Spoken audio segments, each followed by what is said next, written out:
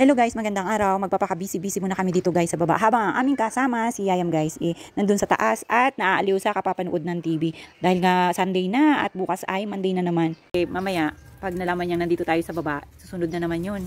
Kaya, habang busy siya, magpapaka-busy rin muna kami dito sa baba. Magdadamo-damo kami guys. Kasi nga, di ba panay-panay ang ulan. Tapos nabusy rin tayo sa ating mga kung ano-ano lang na activity. Pwede ba yun? Kung ano-ano lang na activity. Katatapos lang namin yan diligan, oh. May basa pa siya, oh. Yan, mainit kasi. Uminit ngayon buong maghapon. Kaya, diniligan na namin ang aming halaman para hindi siya magmukhang dry.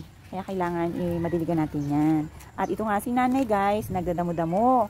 Ayan, pinangkuha niya yung mga maliliit na damo para di na siya kumapal. Diba? Bawas lang. At pagka nakaramdam na naman yung ating kasama na wala na siyang kasama doon sa loob ng bahay, bababa na naman yun. Sure na sure. Ha? Kita akin ano? Nakita ang ano tinatago Tinatago nga.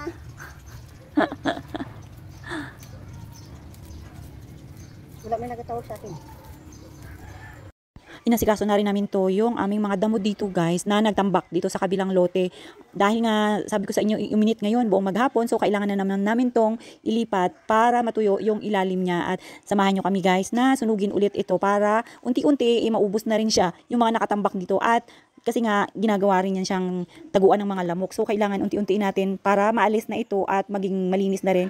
Alam nyo naman tayo, kailangang maglinis ng paligid para iwas sa lamok. Ang dengue ay madali lang kumapit sa atin, lalo na sa mga bulinggit. So, kailangan ingatan natin yung ating mga anakis, guys. Alam nyo naman na talagang madali lang kumapit ang dengue sa atin at mahirap magkasakit. Kaya, kailangan maglinis ng paligid. At isa pa, wala tayong pambayad sa ospital. Kaya, ingat-ingat tayo, guys. Habang naglilinis nga kami dito sa gilid, narinig namin to yung mga bata na nag-aaway. Kaya, pinagsabihan pa ni nanay. Yung mga bata dito,